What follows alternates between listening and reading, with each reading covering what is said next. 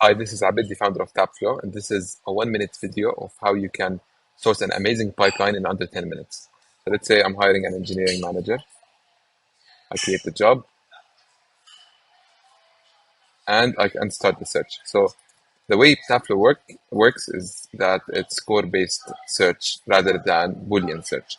So it analyzes the whole profile, and based on the analysis, the profile either comes up or not based on their score.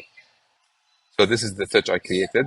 At least 10 years of experience, skilled in mobile payment and microservices, and industry is fintech. These are my search results. I can view why they got this score. So they're ranked from best to worst. I can view their score and why they got that score. It explains in detail. I'll filter for the top, for anyone who's above 90%, and then I'll select all, add to my CRM. Inside the CRM, I can either reach out using LinkedIn or by sending an email. I can also send email in bulk.